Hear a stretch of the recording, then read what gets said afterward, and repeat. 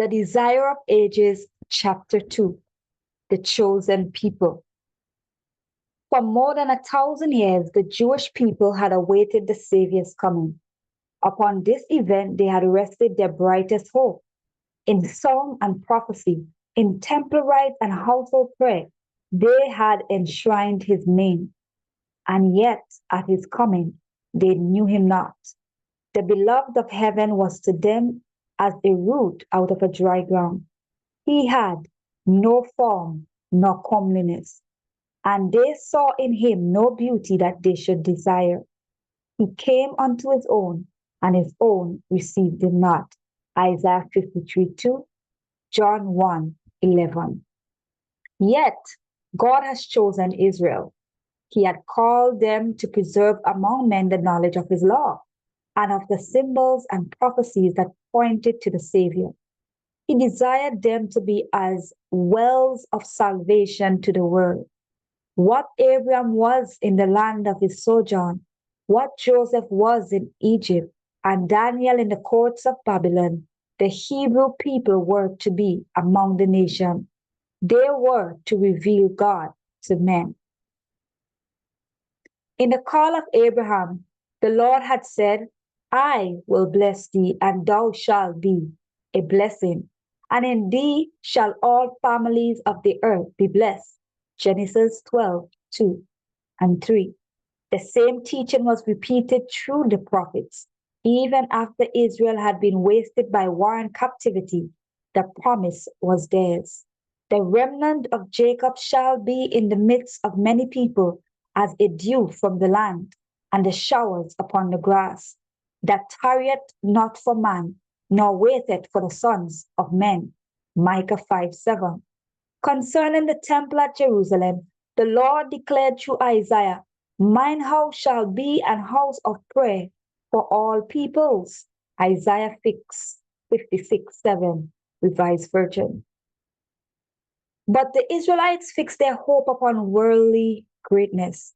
From the time of their entrance to the land of Canaan, they departed from the commandments of God and followed the ways of the heathen. It was in vain that God sent them warning by his prophets. In vain they suffered the chastisement of heathen oppression. Every reformation was followed by deeper apostasy. Had Israel been true to God, he could have accomplished his purpose through their honor and exaltation. If they had walked in the ways of obedience, he would have made them high above all nations which he had made in praise and in name and in honor.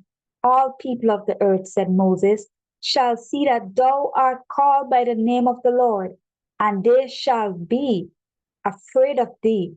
The nations which shall hear all these statutes shall say, surely this great nation is a wise and understanding people.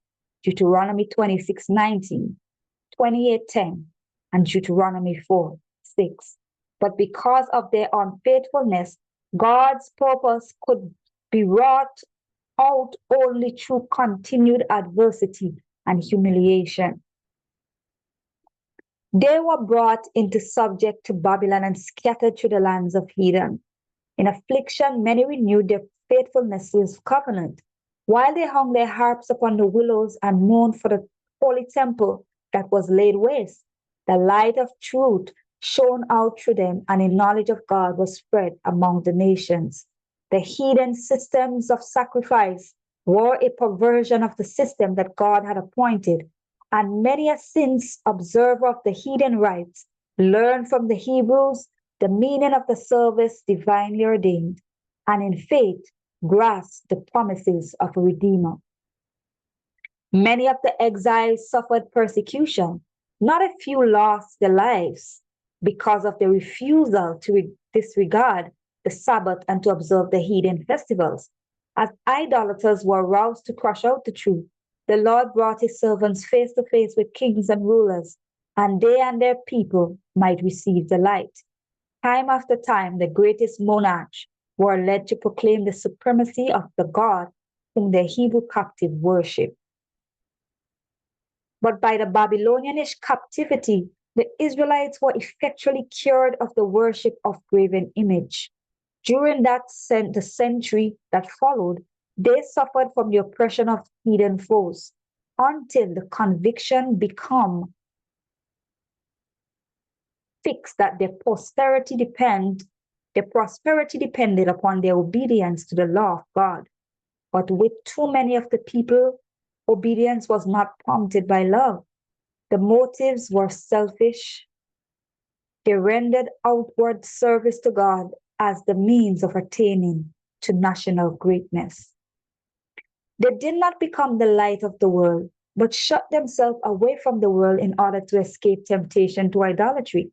In the instruction given through Moses, God had placed restrictions upon their association with idols, but this teaching had been misinterpreted. It was intended to prevent them from conforming to the practices of the heathen, but it was used to build up a wall of separation between Israel and all other nations. The Jews looked upon Jerusalem as their heaven, and they were actually jealous lest the Lord should show mercy to the Gentiles. After the return from Babylon, much attention was given to religious instruction.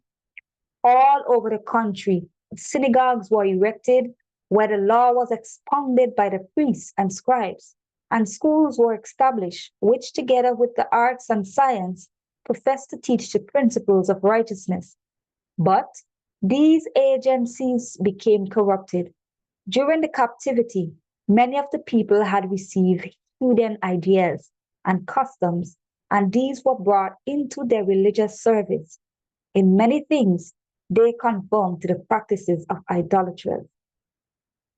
As they departed from God, the Jews in a great degree lost sight of the teachings of the ritual service. That service had been instituted by Christ himself.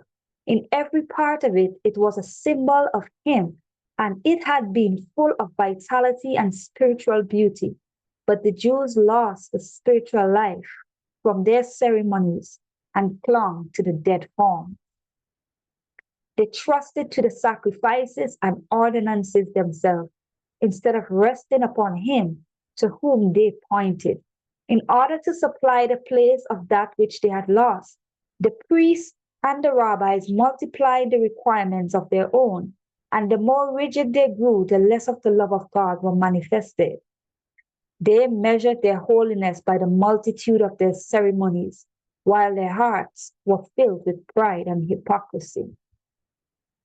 With all their minute and burdensome injunctions, it was an impossibility to keep the law. Those who desired to serve God and who tried to observe the rabbinical precept toiled under a heavy burden. They could find no rest from the accusings of a troubled conscience. Thus Satan worked to discourage the people, to lower their conception of the character of God, and to bring the faith of Israel into contempt. He hoped to establish the claim put forth when he rebelled in heaven, that the requirements of God were unjust and could not be obeyed. Even Israel, he declared, did not keep the law. While the Jews desired the advent of the Messiah, they had no true conception of his mission. They did not seek redemption from sin, but deliverance from the Romans. They looked for the Messiah to come as a conqueror, to break the oppressor's power and exalt Israel to universal dominion. Thus, the way was prepared for them to reject the Savior. At the time of the birth of Christ, the nation was chafing under the rule of foreign masters and racked with internal strife. The Jews had been permitted to maintain the form of a separate government, but nothing could disguise the fact that they were under the Roman yoke, or reconcile them to the restriction of the power. The Romans claimed the right of appointing and removing the high priest, and the office was often secured by fraud, bribery, and even murder. Thus, the priesthood became more and more corrupt, yet the priests still possessed great power and they employed it for selfish and mercenary ends. The people were subjected to their merciless demands and were always heavily taxed by the Romans. This state of affairs caused widespread discontent. Popular outbreaks were frequent. Greed and violence, distrust and spiritual apathy were eating out the very heart of the nation. Hatred of the Romans and the national and spiritual pride led the Jews to still to adhere rigorously to their forms of worship. The priests tried to maintain a reputation for sanctity by scrupulous attention to the ceremonies of religion. The people in their darkness and oppression, and the rulers thirsting for power, longed for the coming of one who would vanquish their enemies and restore the kingdom to Israel. They had studied the prophecies, but without spiritual insight. Thus, they overlook those scriptures that point to the humiliation of Christ's first advent and misapply those that speak of the glory of his coming. Pride obscured their vision. They interpreted prophecies in accordance with their selfish desires.